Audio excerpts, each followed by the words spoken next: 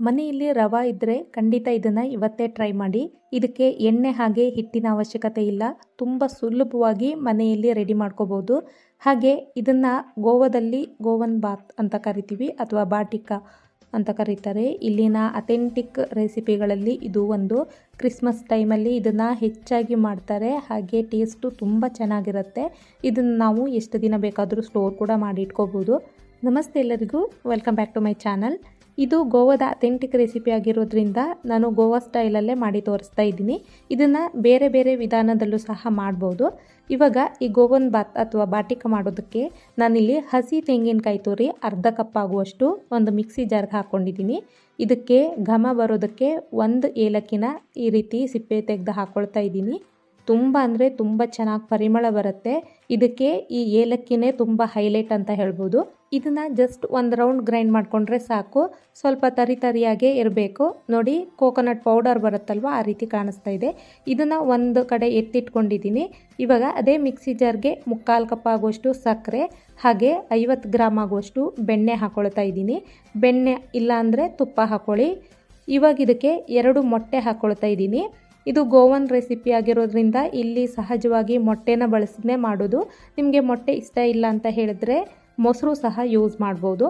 ಇವಾಗ ಇದನ್ನು ಚೆನ್ನಾಗಿ ಬ್ಲೆಂಡ್ ಮಾಡಿಕೊಂಡು ತಗೊಂಡು ಬಂದಿದ್ದೀನಿ. ಇದನ್ನು ಒಂದು 5 ನಿಮಿಷ ಬ್ಲೆಂಡ್ ಮಾಡಿಕೊಂಡ್ರೆ ನೋಡಿ ಈ ಥರ ಕ್ರೀಮ್ ರೀತಿ ಆಗುತ್ತೆ. ನಿಮ್ಮ ಹತ್ರ ಇಲೆಕ್ಟ್ರಿಕ್ ಬ್ಲೆಂಡರ್ ಇದ್ದರೆ ಅದರಲ್ಲೂ ಸಹ ಬ್ಲೆಂಡ್ ಮಾಡ್ಕೋಬೋದು. ನೋಡಿ, ಇದನ್ನು ಒಂದು ಬೌಲ್ಗೆ ಟ್ರಾನ್ಸ್ಫರ್ ಮಾಡ್ಕೊಳ್ತಾ ಇದ್ದೀನಿ. ಕ್ರಿಸ್ಮಸ್ಗೆ ಇನ್ನೇನು ಸ್ವಲ್ಪ ದಿನ ಇದೆ ಅಲ್ವಾ, ಅದಕ್ಕೆ ಈ ರೆಸಿಪಿನ ಶೇರ್ ಮಾಡ್ತಾ ಇದ್ದೀನಿ.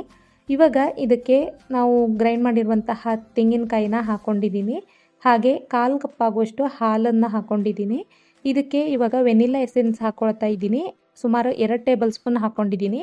ಮೊಟ್ಟೆ ಹಾಕಿರೋದ್ರಿಂದ ವೆನಿಲಾ ಎಸೆನ್ಸ್ ಸ್ವಲ್ಪ ಜಾಸ್ತಿ ಹಾಕ್ಕೊಂಡಿದ್ದೀನಿ. ಇವಾಗ ಇದನ್ನು ಚೆನ್ನಾಗಿ ಮಿಕ್ಸ್ ಮಾಡ್ಕೋಬೇಕು. ಏಲಕ್ಕಿ ಹಾಗೆ ವೆನಿಲಾ ಎಸೆನ್ಸ್ ಹಾಕಿರೋದ್ರಿಂದ ಮೊಟ್ಟೆ ಹಾಕಿರುವಂತಹ ಸ್ಮೆಲ್ ಸ್ವಲ್ಪನೂ ಕೂಡ ಬರೋದಿಲ್ಲ. ಇವಾಗ ಇದಕ್ಕೆ ಮಾಮೂಲಿ ಉಪ್ಪಿಟ್ಟಿಗೆ ಬಳಸುವಂತಹ ರವೆ ಸೇರಿಸ್ಕೊಳ್ತಾ ಇದ್ದೀನಿ. 1 ಕಪ್ ಆಗುವಷ್ಟು ರವೆ ಹಾಕ್ಕೊಂಡಿದ್ದೀನಿ. 1 ಟೇಬಲ್ ಸ್ಪೂನ್ ಆಗುವಷ್ಟು ಬೇಕಿಂಗ್ ಪೌಡರ್ ಹಾಕ್ಕೊಂಡಿದ್ದೀನಿ.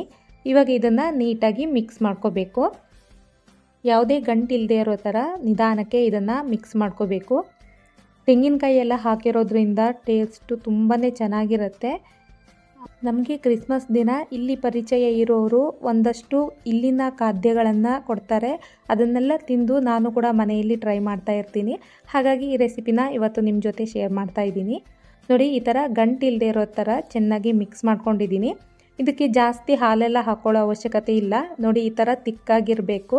ಇವಾಗ ಇದನ್ನು 1 ಗಂಟೆ ಹಾಗೆ ಬಿಡಬೇಕು. ರವೆ ಸ್ವಲ್ಪ ನೆನಿಬೇಕು. ಹಾಗಾಗಿ ಲಿಡ್ ಕ್ಲೋಸ್ ಮಾಡಿ 1 ಅವರ್ ಇಡ್ತಾ ಇದ್ದೀನಿ. ನೋಡಿ, 1 ಗಂಟೆ ನಂತರ ತೆಗಿತಾ ಇದ್ದೀನಿ.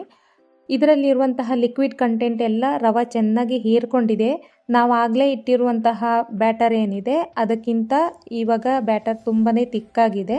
ಇವಾಗ ಇದಕ್ಕೆ ನಾನು ಕಟ್ ಮಾಡಿರುವಂತಹ ಗೋಡಂಬಿ ಸೇರಿಸ್ಕೊಳ್ತಾ ಇದ್ದೀನಿ. ನಿಮಗೆ ಬೇರೆ ಯಾವುದೇ ಡ್ರೈ ಫ್ರೂಟ್ಸ್ ಬೇಕು ಅಂದ್ರೂ ಸೇರಿಸ್ಕೋಬೋದು. ಇಲ್ಲ ಅಂತ ಹೇಳಿದ್ರೆ ಸ್ವಲ್ಪ ಗೋಡಂಬಿನಾದರೂ ಸೇರಿಸ್ಕೋಬೇಕು. ಮಧ್ಯೆ ಮಧ್ಯೆ ತಿನ್ನುವಾಗ ಸಿಗುತ್ತಲ್ವ, ಆವಾಗ ಟೇಸ್ಟು ತುಂಬ ಚೆನ್ನಾಗಿ ಅನಿಸುತ್ತೆ. ಇವಾಗ ಇದನ್ನು ಒಂದು ಸಾರಿ ಚೆನ್ನಾಗಿ ಮಿಕ್ಸ್ ಮಾಡ್ಕೊಂಡಿದ್ದೀನಿ. ಒಂದು ಮೌಲ್ಡ್ಗೆ ಸ್ವಲ್ಪ ಅಡುಗೆ ಎಣ್ಣೆನ ಹಾಕಿಬಿಟ್ಟು ಒಂದು ಬಟರ್ ಪೇಪರ್ ಹಾಕಿ ರೆಡಿ ಇಟ್ಕೊಂಡಿದ್ದೀನಿ.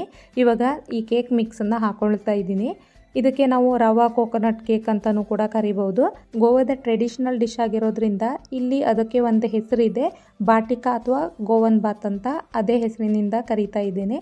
ನೋಡಿ, ಈ ಥರ ಬ್ಯಾಟರ್ ಹಾಕಿಬಿಟ್ಟು ಕ್ಲೀನಾಗಿ ಎಲ್ಲ ಕಡೆ ಸ್ಪ್ರೆಡ್ ಮಾಡಿಕೊಂಡು ಒಂದು ಸಾರಿ ಇದನ್ನು ಟ್ಯಾಪ್ ಮಾಡಬೇಕು. ಒಂದು ಪಾತ್ರೆ ಒಳಗಡೆ ಸ್ವಲ್ಪ ಉಪ್ಪು ಹಾಕಿಬಿಟ್ಟು 10 ನಿಮಿಷ ಪ್ರೀ ಹೀಟ್ ಮಾಡ್ಕೊಂಡಿದ್ದೀನಿ. ನೋಡಿ, ಈ ಥರ ಒಂದು ಸ್ಟ್ಯಾಂಡ್ ಇಟ್ಬಿಟ್ಟು ಅದ್ರ ಮೇಲ್ಗಡೆ ಮೌಲ್ಡನ್ನು ಇಟ್ಕೊಂಡಿದ್ದೀನಿ. ಇವಾಗ ಲಿಡ್ ಕ್ಲೋಸ್ ಮಾಡಿ ಇದನ್ನು ನಾವು ಬೇಯಿಸಬೇಕು ಅಥವಾ ಬೇಕ್ ಮಾಡಬೇಕು. ಸುಮಾರು ಅರ್ಧ ಗಂಟೆ ಇದನ್ನು ಬೇಕ್ ಮಾಡಬೇಕು. ಅರ್ಧ ಗಂಟೆ ಬೇಕ್ ಮಾಡಿ ಪೂರ್ತಿಯಾಗಿ ತಣ್ಣಗಾದ ನಂತರ ತೋರಿಸ್ತಾ ಇದ್ದೀನಿ. ನೋಡಿ, ಈ ರೀತಿ ಮೇಲ್ಗಡೆ ಮುಟ್ಟಿದ್ರೆ ಯಾವುದೇ ಕಾರಣಕ್ಕೂ ಕೈ ಅಂಟಬಾರ್ದು. ಹಾಗೆ ಒಂದು ಚಾಕು ಈ ರೀತಿ ಹಾಕಿ ತೋರಿಸ್ತಾ ಇದ್ದೀನಿ. ನೋಡಿ, ಯಾವುದೇ ರೀತಿ ಅಂಟ್ಕೊಳ್ತಾ ಇಲ್ಲ. ಒಂದು ಚಾಕುವಿನಿಂದ ಈ ರೀತಿ ಸೈಡೆಲ್ಲ ಬಿಡಿಸ್ಕೊಳ್ತಾ ಇದ್ದೀನಿ. ಈ ರೀತಿ ಮಾಡಿಕೊಂಡ್ರೆ ಕ್ಲೀನಾಗಿ ತೆಗಿಯೋದಕ್ಕೆ ಬರುತ್ತೆ. ಇವಾಗ ಇದನ್ನು ಒಂದು ಪ್ಲೇಟ್ ಮೇಲ್ಗಡೆ ಹಾಕ್ಕೊಳ್ತಾ ಇದ್ದೀನಿ. ನೋಡಿ, ಈ ಥರ ಟ್ಯಾಪ್ ಮಾಡಿದ್ರೆ ಕರೆಕ್ಟಾಗಿ ಕ್ಲೀನಾಗಿ ತೆಗಿಯೋದಕ್ಕೆ ಬರುತ್ತೆ. ಇದ್ರ ಮೇಲ್ಗಡೆ ಹಾಕಿರುವಂತಹ ಬಟರ್ ಪೇಪರನ್ನು ತೆಗಿತಾ ಇದ್ದೀನಿ. ನೋಡಿ ಎಷ್ಟು ನೀಟಾಗಿ ಕ್ಲೀನಾಗಿ ಬಂದಿದೆ ಅಂತ ಹೇಳಿ. ತುಂಬಾ ಟೇಸ್ಟಿಯಾಗಿರುತ್ತೆ. ಹಾಗೆ ನಾವು ಇದನ್ನು ಸ್ಟೋರ್ ಮಾಡಿ ಇಟ್ಕೋಬೋದು. ಟೀ ಜೊತೆ ತಿನ್ನೋದಕ್ಕೆ ತುಂಬಾ ಚೆನ್ನಾಗಿರುತ್ತೆ. ನಿಮ್ಗೆ ಯಾವ ಸೈಜ್ ಬೇಕೋ ಆ ಸೈಜಲ್ಲಿ ಇದನ್ನು ಕಟ್ ಮಾಡ್ಕೋಬೋದು. ಮೊಟ್ಟೆ ಇಷ್ಟ ಇಲ್ಲ ಅಂತ ಹೇಳಿದ್ರೆ ಮೊಸರು ಹಾಕಿಬಿಟ್ಟು ಇದೇ ರೀತಿ ಕೇಕನ್ನು ಮಾಡ್ಕೋಬೋದು. ಯಾವುದೇ ಡಿಫ್ರೆನ್ಸ್ ಆಗೋದಿಲ್ಲ, ತುಂಬಾ ಟೇಸ್ಟಿಯಾಗಿ ಬರುತ್ತೆ. ಒಂದೇ ಒಂದು ಏಲಕ್ಕಿ ಹಾಕಿರೋದು, ಅದರ ಘಮನೇ ತುಂಬ ಚೆನ್ನಾಗಿ ಬರ್ತಾ ಇದೆ ನೋಡಿ. ಈ ಥರ ಕಟ್ ಮಾಡಿ ಇಟ್ಕೊಂಡು ನೀವು ಏರ್ಟೈಟ್ ಕಂಟೈನರ್ಗೆ ಹಾಕಿಬಿಟ್ಟು ಸ್ಟೋರ್ ಮಾಡಿ ಇಟ್ಕೋಬೋದು. ತುಂಬ ದಿನ ಬರುತ್ತೆ. ಹಾಗೆ ಮಕ್ಕಳಿಗೆ ಇದು ತುಂಬ ಇಷ್ಟ ಆಗುತ್ತೆ. ಈ ರೆಸಿಪಿ ಇಷ್ಟ ಆದರೆ ಖಂಡಿತ ಟ್ರೈ ಮಾಡಿ. ಜೊತೆಗೆ ವಿಡಿಯೋ ಇಷ್ಟ ಆದರೆ ಲೈಕ್ ಮಾಡಿ. Thanks for watching.